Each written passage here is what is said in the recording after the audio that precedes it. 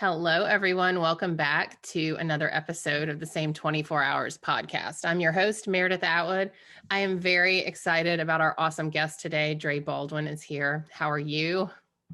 I'm doing great, Meredith. Thank you for having me. Excited to be here. Oh, yeah. So glad to talk to you. You have got a fascinating resume, an amazing life, and a lot of just really inspirational stuff you're putting out there. So I thought this is someone who knows how to make the most of their 24 hours. So let's talk to them. So that's why you're here. Did you know that?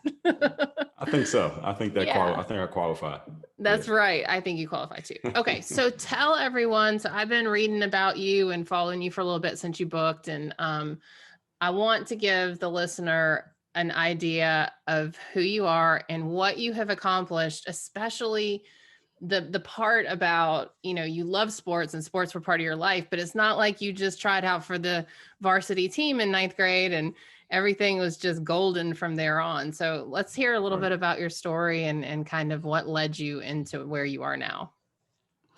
Sure. So my background is always in sport, always into sports, and I come from Philadelphia, Pennsylvania. Live in Miami now, but always played sports. Played the driveway street ball sports growing up. The first team sport I tried was football. My family couldn't afford football equipment, so I never actually really played football. Then I moved on to baseball. Tried that for a few years just because my friends were involved. My dad was involved in coaching, but I wasn't really talented at baseball. Never really excited about it. Eventually moved on to basketball around age 14, which is pretty late for someone who wants to advance in basketball. Didn't make the high school team, as you said, so I was a senior, sat the bench my 1 year on varsity. So at that point, nobody probably thought, this guy's going to be anything as a basketball player, maybe in something else in life, but not sports. But I went to college, walked on, which meant I didn't have a scholarship. Nobody knew who I was. I literally walked into the gym and just played my way onto the basketball team in college. This is at the Division III level, however. So this is not a level this is not where that sees the NBA or the NFL or any other sport. The D3 athletes. These are the people who are playing because they can, but 99% of them are going pro in something other than sports, like the NCAA commercial used to say. So after I graduated from college, I had my business degree, and I said I wanted to play basketball. And that seemed pretty far-fetched because of my background, just a little bit that I've told everyone right now. But I had this idea that I could do it. And I worked a couple of quote unquote regular jobs my first year out of college. I worked at Foot Locker as an assistant manager, worked at Bally Total Fitness selling memberships. Stop And it. I did then, not know all this. This is awesome. yeah, Okay, keep yeah, going. this is what I did my first year out. And Bally's out of business now. Hopefully it wasn't because of me, but I think I helped them. I think I brought some customers in. But the summer after graduation, that's when I went to this event called an exposure camp. Now, most people don't know what that is. Exposure camp is basically a job fair, but for athletes. But what you do there, instead of just walking around and talking and handing out resume, you actually bring your sneakers and your gear and you play. So I Oh, went to that wow. exposure camp. I went there. It was in Orlando, Florida. Me and a couple of teammates drove from Philly to Orlando. That's about a 19-hour drive for those who don't know. And we hopped out the car Saturday morning, went right into the gym. And over 2 days, I played pretty well at that camp. Now, the attendees at an exposure camp are all the players who are looking to get jobs. The audience is not just fans. The audience are the decision makers from the pro basketball world. So these are agents, coaches, scouts, managers, owners from around the world who are looking for talent. So it's basically like a casting call to give people some reference point. And I played pretty well there. I got the footage from those 2 days and the scouting report. And I did not get offered a contract at that exposure camp, but I did have the collateral that said, hey, this guy's pretty good. So Yeah. I leveraged that to go find myself an agent, Meredith. So that was the next thing to do. Now, again, people who don't know the sports world, agents work the same way that they do in the entertainment world. Like for a literary agent, a movie actor agent, a model agent, they are the go-between between the jobs and the talent. So And I then they went take and all your leveraged, money. yeah. Then they take all your Well, money. in the literary world, they definitely do. But in the pro basketball world, ironically enough, if you're playing overseas, the agent does not charge the player. The team pays the agent, and the player pays the agents nothing. So a lot of people Ah, don't know that okay. also. Now, in the NBA, you pay the agent a percentage, but when you play overseas, you do not pay your agent. So they didn't get to rob us. So I got my first agent through that, and that's how I started my career overseas. Now, there's a lot of things that happened from there and in between, but I'm sure we'll get to it. Oh my gosh. I just love your story because it is the classic. Like you can almost take your life and if you hadn't shown up. and seen the different tracks. I mean, you don't know, maybe you would have stayed with Foot Locker and become the owner like of 10 stores. Like, who knows? Maybe that would have been more fun. You know, you don't want to discount any path, but it's just so interesting Right. because I've had so many moments in my life where just showing up like to the exposure camp. I mean, you Mhm. didn't just show up, you went there with a purpose, but so many people are Right. scared to show up, or they're like, well, it's not going to matter anyway. Because, like you said, Right. traditionally, people from D3 don't go on to the NBA, and certainly not after they've worked at Foot Locker, right? So there's just this That's right. sense of like, well, why bother, right? But you didn't have that. What is it in you that never gave up? And what message do you have for people who are like, well, I'm not the traditional track here, so I just won't try? The thing for me, Meredith, is that I'm always been very competitive as an athlete. And of course, you're going to have that competitiveness in you. But my competitiveness went beyond just getting on the court and trying to win the game. I was competing against the reality of the situation. The reality was people who don't make the high school team the first 3 years, you're probably not going to make it the last year. Or if you don't barely play in high school, you're probably not going to play in college. Or if you play Division III in college, you probably don't have any prospects to make it pro. Or if you don't make it pro your first year out of college, it's pretty much over. So there were so many times where it pretty much looked like, okay, the odds say nothing's going to happen with this person. But I was dumb enough, I guess you could say, to believe that maybe I can make it happen anyway. And I think one of the good things for me was this is in the early 2000s when all this happened. I started my career in 2005. It was before we had so much social media. And who knows, if I was coming up today in the same situation, same circumstance, I might not have that same belief because I'd be hearing too many voices of people telling me why it wasn't going to work. But since I didn't have that, and all I had was just thinking to myself, there was no internet for me to tell everybody what I was doing. I couldn't share my business on the internet in 2004. It was just me. So I didn't have any dissenting voices saying, hey, well, that kind of doesn't make sense. So I just had to go off Yeah. what I thought. Well, and Yeah. that's so powerful too, because I think a lot of times people, yeah, we put a lot of weight on the outside dissenting voices, but sometimes the loudest Mhm. dissenting voice comes from ourselves, right? That's right. And that's the real challenge. So I came up as an Olympic style weightlifter back like 94 to 93 to 99. And like you said before, social media and before we weren't even using like video feedback, so you didn't Right. put your phone to watch yourself lift, so you're like, I don't know if this lift looks good, who knows, let's get the VHS out and record it. And so I always think Right. about how, had I grown up, because I love social media so much now, I Mhm. tend to go, well, maybe I would have been a better athlete if I'd had social media pushing me, because Maybe. I just was not great with the internal confidence in myself. And it sounds like you Mhm. had that. You had that belief. And is that something that you really had to work on and cultivate throughout this period, or was it just always a fire burning in you? It was something I definitely had to cultivate. So, Meredith, you would probably know, and maybe some of your audience would know, back in the 90s, there used to be this television show called Family Matters. And I the like that star show. character of that show was a guy called Steve Urkel. You remember Steve Urkel? I remember Steve Urkel. I might have Yes. asked, what's his name? His real name. I might have invited him to the podcast Jaleel recently. I'm White. just Jaleel White. That's right. Yes. Yes. Yeah. Okay. So You go. now Steve Urkel was the star of that show because back then, we're talking the late 80s, early 90s, around that time, to have tight clothes and glasses, you were a geek. And it wasn't good to be a geek back then. That was something to be ridiculed for. Nowadays, you're the coolest guy in the room if you're a geek. But back then, that's how I was. I was this growing boy who my clothes were always too small for me because I was always getting taller. And I had these bifocal glasses, and I did not have a lot of confidence at all. And it was only when a few things happened. I switched out the bifocals for contact lenses, which I still wear to this day. I started to grow into more of my body, and then I started to play sports around my teen years, and that's where the confidence started to grow. Once I started to play sports, and then I just got more confident just in myself with talking to people, dealing with other individuals, and that's where the confidence came from. But I believe if we were to go even to a deeper level, on a therapy type level, I think I'm always still that same kid, that 8, 9 year Mm, old kid who didn't have the confidence. And now, as an adult, now that I'm not that person anymore, I think some of that is still in me because I can't go too deep on this as I'm be in over my head. But who we were in those ages we still Yeah. have part of that in us, and we're, I guess you can say, compensating in some way, for lack of a better Mm. term, for who that person was. So I think the confidence that I have now and the fact that I can teach it, and I talk about mental toughness, and I fought so hard against the, quote unquote reality in order to make it in sports. I think that all goes back to my early years, those single digit years. Yeah, no, I feel you because I was always like this little fat girl. And so as an adult, I Mm, have to constantly fight my fat kid, even though like right. I'm still a bigger girl, but like I don't think I don't give myself enough credit. And so because I'm always like fighting against that voice that like you really can't do that, you really shouldn't wear that, you really can't.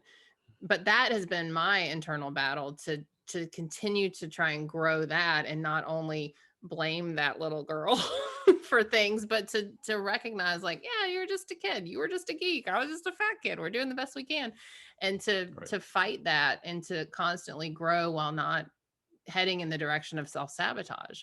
So do you see Mhm. like in your world a lot of people um that still have that internal voice or dialogue from the years that they were a geek or a fat kid, and they just can't seem to move past it, like they're really stuck in the past or can't seem to find the motivation? That's one of those buzzwords, motivation. I'm sure you feel the same way.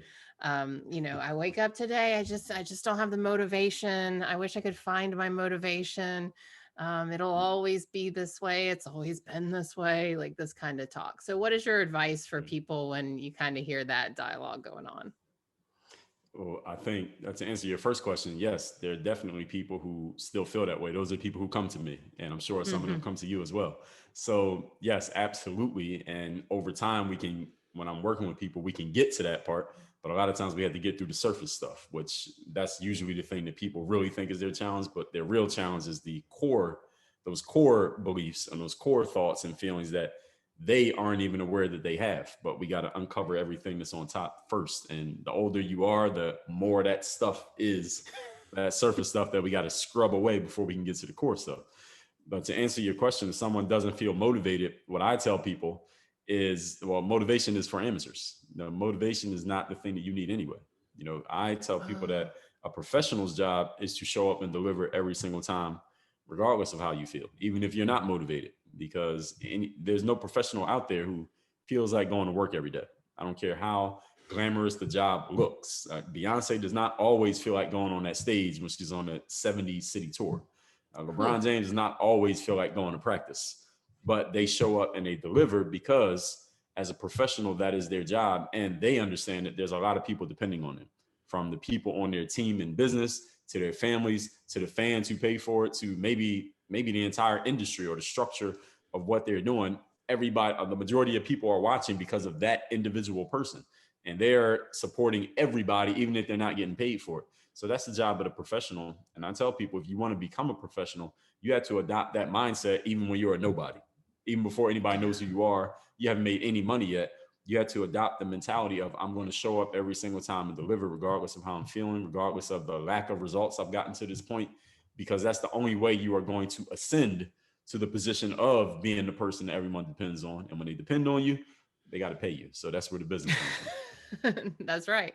I had an interview with Todd Herman just like a couple episodes ago, but he talks about the alter ego and like how Right. many professionals and athletes, especially, create like an alter ego character that, when they go on the court, so and so, that's, their alter ego is the one who plays, or their alter ego steps up. And I thought, oh my gosh, I really could use that. So by the way, you're talking to Oprah right now in your interview. I'm channeling her Mhm. at the moment. I put on my All Oprah right. glasses for I interviews. always wanted to be on Um, Oprah, so it's perfect. I know, isn't it amazing? What a great Yeah, day it is. she doesn't have a show Um, anymore, so you took her I spot. mean, naturally, right? Yes. But did you ever? And this was kind of, we don't have to talk about this if you're like, but did you ever use like an alter ego? Did you ever like? Because I'm still trying to get my head around this. Like, is this a thing, or Mm. is it more of a mindset, like when I go out onto the court, I'm a professional, like you said? Or do you see the value in creating like an alter ego, or is it just the mindset of flipping from an amateur to a professional? I think for the alter ego thing, I've heard of that. I've heard Beyonce is an example that I just mentioned. Right. She does it. She has an alter ego that she uses. I don't know of no athlete that I know does that. what I found with athletes is that we just get into our zone. We just get into whatever that zone is to perform. And I'm sure maybe that's what you did as well as an athlete. So it's not that I felt like I was stepping into a different person. I was kind of a different person, but I still felt like I didn't have the concept of an alter ego to Yeah. even have done it, even if I wanted to. Maybe I would have used it if I knew about it, but I didn't know about it. So for me, it was just the mentality of, like I said, I'm competitive. So I want to go out there and win. I want to perform. And I loved being in front of an audience, which is why these days, we got so many things we could do for an audience, and professional speaking. That's kind of like the closest thing to playing a sport now, is getting on the stage and giving a speech. So it's always just about the performance for me, just knowing that there are people out there watching and they're looking like, all right, who is this guy? Is he any good? Can he play? Is he going to deliver? Same thing they're thinking when I step on the stage. Like, is this guy any good? What's he going to talk about? He's They're play sitting basketball. there like, what's he going? Do I What's care he going about to tell this? us? Yeah, like, this is a business audience. What's this basketball player going to tell us? And he made YouTube videos. What's he going to tell me? So that mentality, I'm like, okay, now I get to go out here and prove something. So it's not even about the content. I already know the content. It's about, I get to go out there and show them something.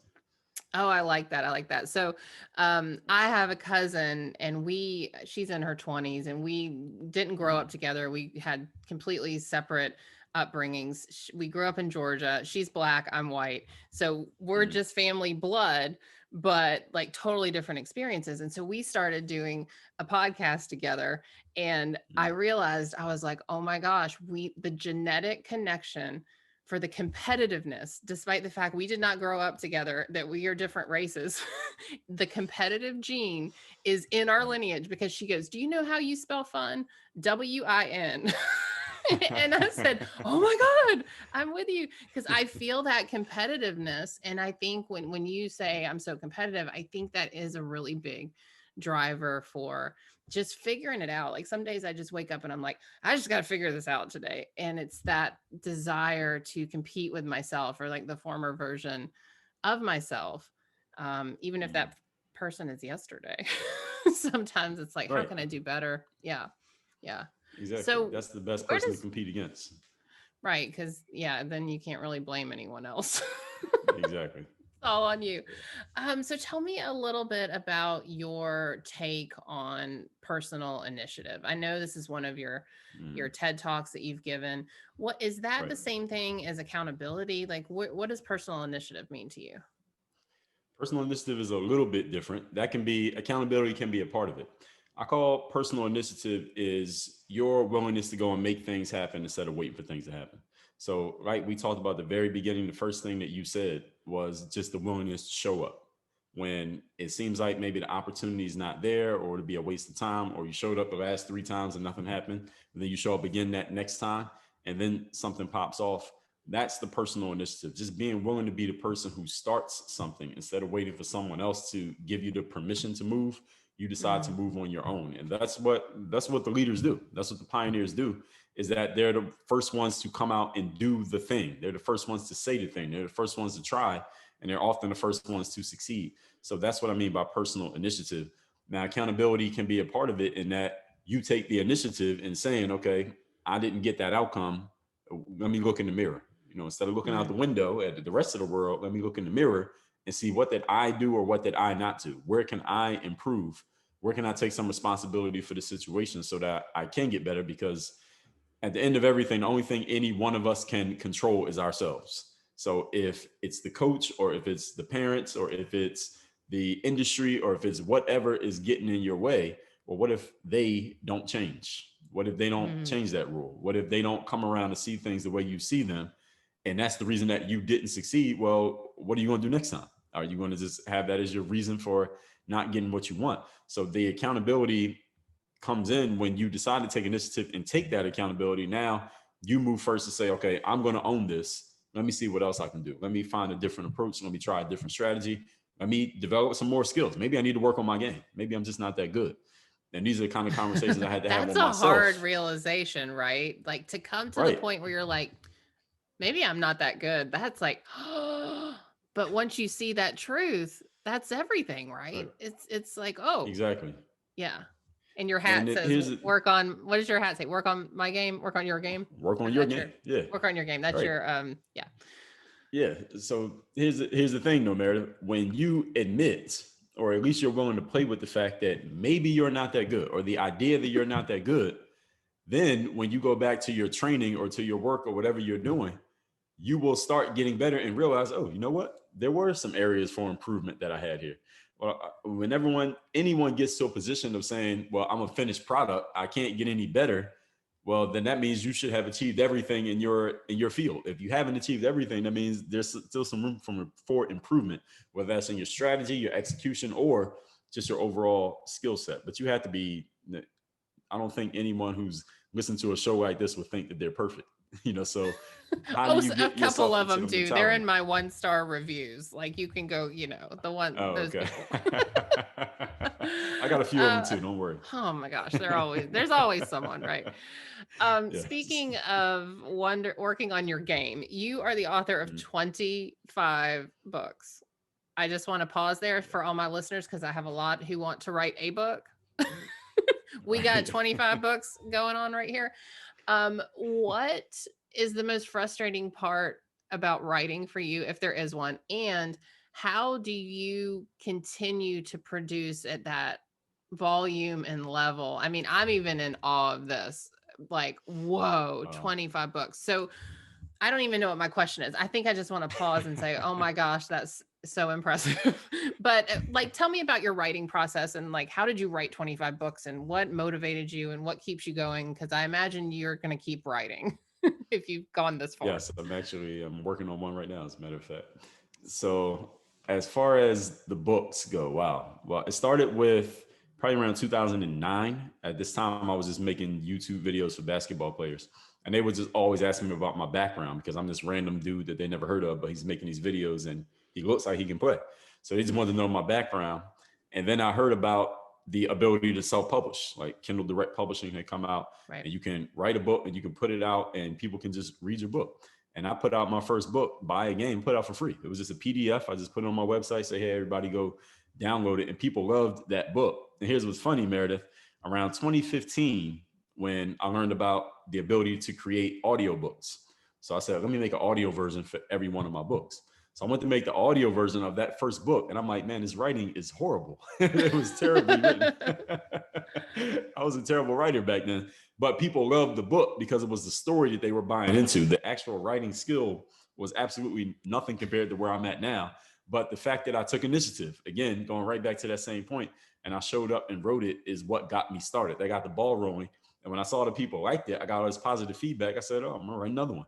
And I wrote another one, another one, another one. And I just kept doing it. So to answer your question, the most frustrating part about writing is editing. That's the most frustrating part. I love that part. I should send me your edits. You love editing? I do. I love editing. I love writing too, but I love editing. I'm such a geek because I have an English degree. I'll edit your books. Okay. I will send you every manuscript I have and you can work on it. All right, perfect. I'm going to send you all my manuscripts via Google Docs and you can work on those and I'll just write and then you edit and I'll just be perfectly happy because I love it. I love it. So similar story. Like I actually have 2 official books, but one is a second edition. So I call it 3 because it was like a rewrite. But I did the same thing in 2011. I told my husband, I said, I want to quit my job and I want to write a book. And I was a lawyer at the time. And he's like, President Obama wrote a book while he was in office. So I really don't think you're going to quit your job. And I was like, well, that's not real fair. But it was a really interesting turning point for me because I was waiting for the perfect time. Like, oh, I got to quit my job so I can have the time to write this book. And it was like this whole mental shift. And he's like, hell no, you're not quitting your job. Figure it out. And so I just started writing and I said, well, I'm going to set a goal. I'm going to write this book in 9 months and I'm going to self-publish it. And I did, and it happened and it was done. And it was the craziest feeling. It was like, oh my gosh, this is not that big of a deal. And I don't want to downplay it because it was a big deal and it was hard work. But when you just go do the thing and then you're on the other side of it, it's done. You're like, well, that was kind of hard, but it's like childbirth. I think you just forget, but it is always important to show up, like back to what we started the podcast with, like to show up and just start writing. Like all of you wanting to write a book that email me and say any tips. Yes. My tip is do what Dre did, do what I did and start writing. Right. So what was the hardest part for you to write yours? Okay, so the hardest part for me, and I'm working on a third now. I just got the clearance to do it from my editor. She's like, And you "We're said not it was buying about it, but get going." And I'm like, right. "Okay, you know." So it'll be my time a time management book. Um, Okay. Same 24 hours type thing because I have a lot of skills, but the best is my management of time. I think I have unlimited Right. time. I think there's all the time in the world to get things done. It's Mhm. just a weird thing I have. So the hardest part for me is the idea that I don't have anything important to say. I am constantly Mm. batting that away. That like no one cares. No one cares what you have to say. You don't have the perfect life, so why do they care? I have to constantly combat that. And the way I do it is I go onto Instagram and I write like I post something that's stupid. Like I'll tell a story. Like just the other day, I told a story about a French fry on the floor, how I woke up in the morning and I wanted to eat it and it was from last night. And let's discuss how bad that is. And so that's how I get through the moments where I'm like, this is not good enough. I'll just Mm. write something dumb, post it on Instagram. People will laugh. And I'm like, if they can laugh at a French fry story, then I have something valuable to say in a book. And, maybe That's right. that's not the truth, but that's my big resistance. It's the ego. It's like, I don't really know if I'm important enough. And that's where I get Mm. stuck. Does that Mm. ring a bell? Or are you like, no, I'll just tell them what I want to say? I'm more in the latter crowd. uh, Good. yeah, because see, the thing for me, Meredith, I've always looked at it like books have a long tail. So once you say it, even longer than a podcast episode or something we post on social media, because it like comes and it goes, unfortunately for us, at least for now. But a book, it lasts forever. 100 years from now, people will be reading your books like, wow, and it's brand new to them, as long as you're with You're evergreen not content. helping me. That makes me panic. No, that's is actually great because Like, somebody's God, going to it's read it and they're forever. going to say, "This is amazing," right? That's the way that I look at it. Like, wow, this is coming around. So I've always been, I guess, I always had that legacy mentality. I wasn't thinking of it as a legacy, but writing something that 50 years from now, somebody who never heard of me before is going to pick up one of my books and it's going to be brand new to them, as long as it's evergreen content, and that will last forever. So that's something that you can hand off to your kids. They can make Yeah. money off your books. Oh, that's a good idea. I can get behind that. Like, this is your retirement. Your mother wrote all these for Exactly. you. 100%. That's funny. But that's also, I think, what scares people about writing is like, oh my gosh, it's so permanent, whatever I say. And I, Right. I get that to a degree too. I'm like, oh my gosh, this is there forever. But Yes. just say the right things. Say what Exactly. feels right Yeah. to you. Just Yeah. say what you're going to say. And the good thing nowadays is you can go back and change any one of your books and just put out another version of it. That's true. That's true too. Yeah. Well, this podcast is called The Same 24 Hours. And I told you my concept of time. I think it's limitless and we have all the time we need to get what we need to get done. Like a lot of people don't buy that story, but that's my story. But I do know that we all have the same 24 hours in our day.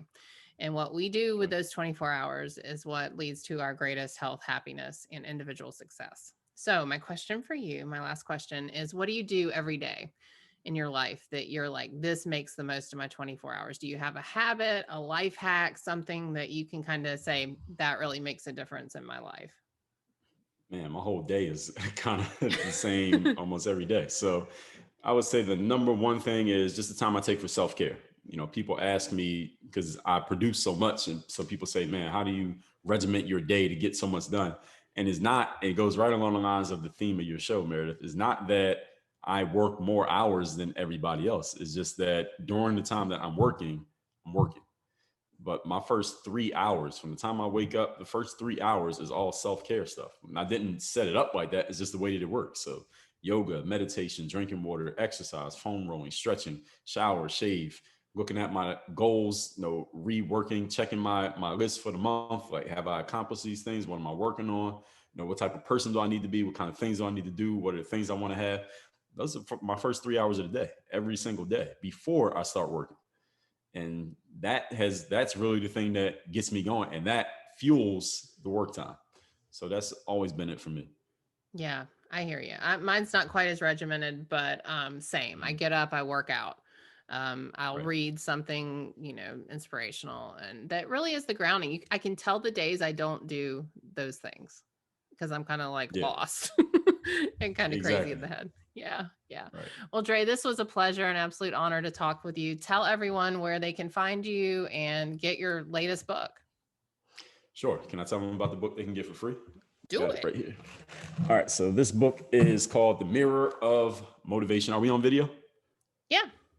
Okay. So The Mirror of Motivation, the self-guide to self-discipline. So to work on your game philosophy, the first principle is discipline. So this is the book that you start with. And the reason why people start with this book, and it's funny because the book on discipline now, Meredith, who wants to buy a book on discipline? Who wants to even read a book on discipline?